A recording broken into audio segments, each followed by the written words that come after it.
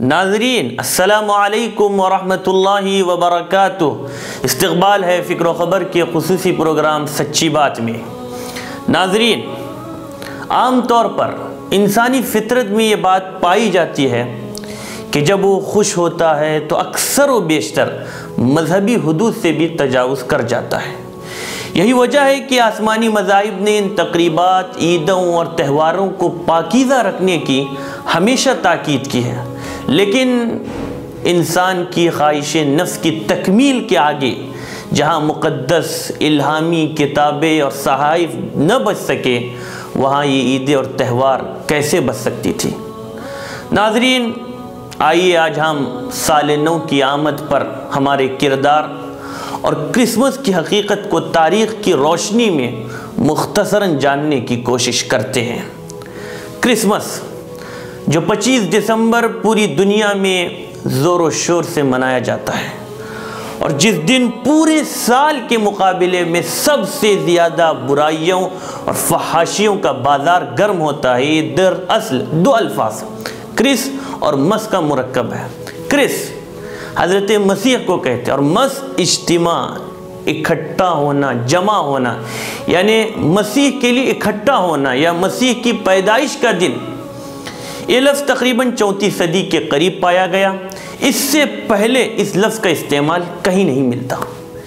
عیسائیوں کے نزدیک اس کو بڑا دن بھی کہا جاتا ہے، کیونکہ ان میں سے اکثریت کے عقیدے کے مطابق اسی دن حضرت عیسیٰ مسیح علیہ السلام اس دنیا میں تشریف لائے۔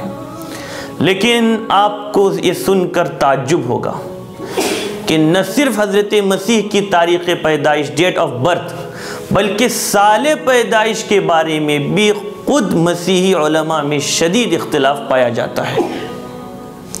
عام خیال ہے کہ عیسوی کیلنڈر حضرت مسیح کی پیدائش سے شروع ہوتا ہے، مگر قاموس الکتاب اور دیگر مسیحی کتب کی ورق گردانی سے معلوم ہوتا ہے کہ حضرت مسیح کی ولادت باسعادت 4 یا 6 ماہ قبل مسیح یعنی 4 یا 6 BC میں ہوئی۔ قاموس الکتاب میں یہ تاریخ 4 قبل مسیح یعنی 4 BC بتائی گئی ہے، جبکہ مائیکل ہارٹ دی 100 میں 6 BC تسلیم کرتا ہے۔ یہاں تک کہ پیدائش کے دن کے حوالے سے بھی سخت اختلاف پایا جاتا ہے۔ رومن کیتھولک اور پروٹسٹنٹ کلیسا اسے 25 دسمبر جبکہ مشرقی آرتھوڈکس کلیسا 6 جنوری اور آرمنی کلیسا 19 جنوری کو مناتا ہے۔ کرسمس کے تہوار کا 25 دسمبر ہونے کا ذکر پہلی مرتبہ شاہ قسطنطین کے زمانے میں 325 عیسوی میں ہوا، جو بادشاہ 34 صدی عیسوی میں بت پرستی سے نکال کر بت پرستی کو چھوڑ کر عیسائیت میں داخل ہو گیا تھا۔ کین فیرر نے بھی اپنی کتاب لائف آف کرائسٹ میں اس بات کا اعتراف کیا ہے کہ حضرت مسیح علیہ السلام کے یوم ولادت کا کہیں پتہ نہیں چلتا۔ اس کا مطلب یہ ہوا کہ تقریباً 3.5 صدیوں تک 25 دسمبر کو حضرت مسیح کی یوم پیدائش نہیں سمجھا جاتا تھا، بلکہ حضرت مسیح کی تاریخ پیدائش نہ تو انجیل سے ثابت ہے اور نہ ہی کسی اور مستند ذریعے سے اس کا ثبوت ملتا ہے۔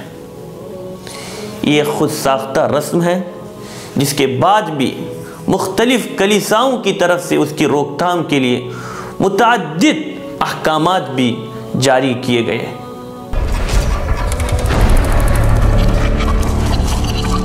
اے باد صبا، اے صبا، اے صبا، باد صبا، باد صبا، اے صبا، اے صبا، باد صبا، اے باد صبا، مجھ کو اب سوئے حرم لے چل، اے باد صبا، مجھ کو اب سوئے حرم لے چل، فرقت میں ہے آقا کی آنکھیں میری نم لے چل، فرقت میں ہے آقا کی آنکھیں میری نم لے چل، اے باد صبا، اے صبا، سوئے صدا باد صبا، باد صبا، اے صبا، سوئے صدا باد صبا، دیدار نبی کا یہ مشتاق ہے دیوانہ دیدار نبی کا یہ مشتاق ہے دیوانہ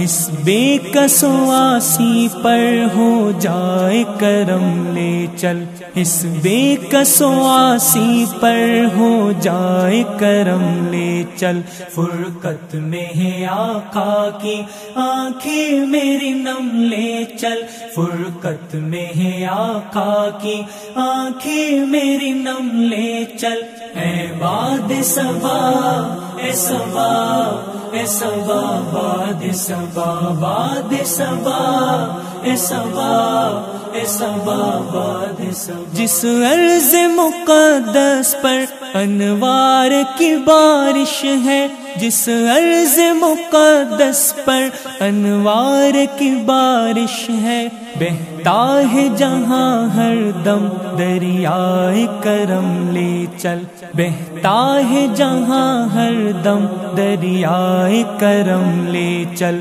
فرقت میں ہے آقا کی آنکھیں میری نم لے چل فرقت میں ہے آقا کی آنکھیں میری نم لے چل اے باد صبا اے صبا اے صبا باد صبا باد صبا اے صبا اے صبا باد صبا اے باد صبا مجھ کو آقا کے نگر پہنچا اے باد صبا مجھ کو آقا کے نگر پہنچا وہ رحمت عالم ہے رکھ لیں گے بھرم لے چل وہ رحمت عالم ہے رکھ لیں گے بھرم لے چل فرقت میں ہے آقا کی آنکھیں میری نم لے چل فرقت میں ہے آقا کی آنکھیں میری نم لے چل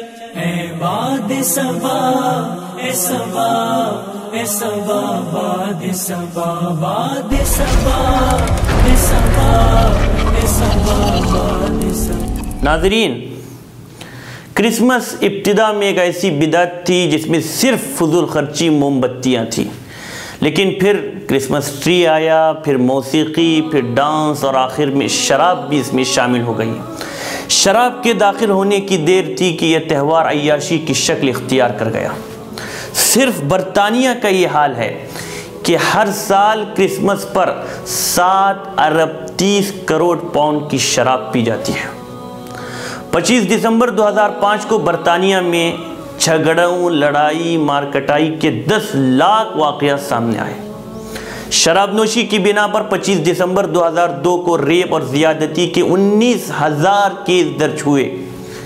ایک سروے کے مطابق برطانیہ کے ہر 7 میں سے ایک نوجوان نے کرسمس پر شراب نوشی کے بعد بدکاری کا ارتکاب کیا۔ امریکہ میں کرسمس کے موقع پر ٹریفک کے قوانین کی اتنی خلاف ورزیاں ہوتی ہیں کہ پورے سال نہیں ہوتی۔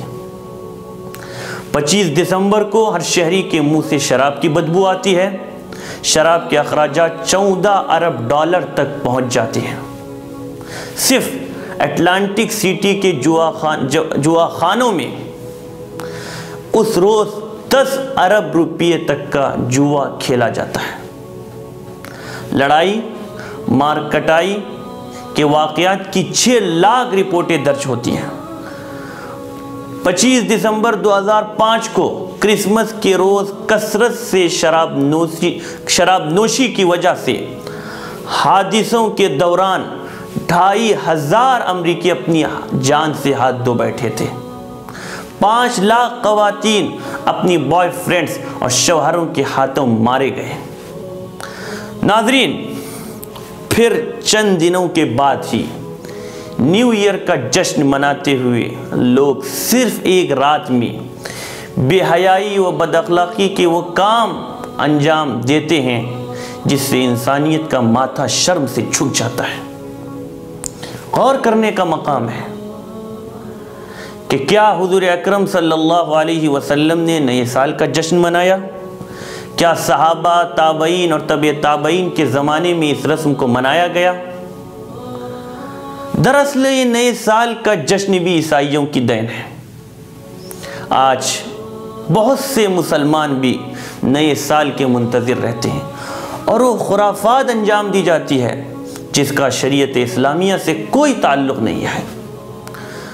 ناظرین، دراصل گزرا ہوا سال تلخ تجربات، حسین یادیں، خوشگوار واقعات اور غم و الم کے حادثات چھوڑ کر رخصت ہو جاتا ہے اور انسان کو زندگی کی بے ثباتی اور ناپائیداری کا پیغام دے کر الوداع کہتا ہے۔ سال ختم ہوتا ہے تو حیات مستعار کی بہاریں بھی ختم ہو جاتی ہیں۔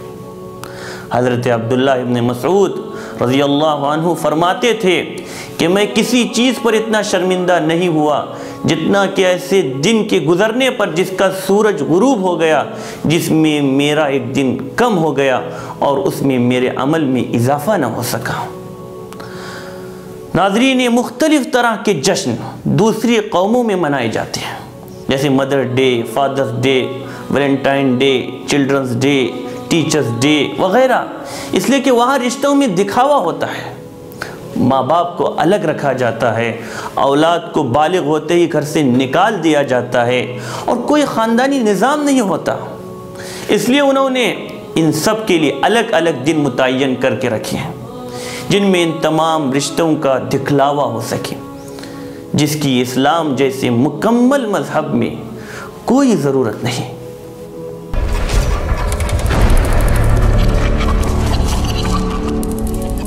ناظرین، نیا سال ہمیں خاص طور پر دو باتوں کی طرف متوجہ کرتا ہے، ایک ماضی کا احتساب اور دوسرے آگے کا لاہی عمل۔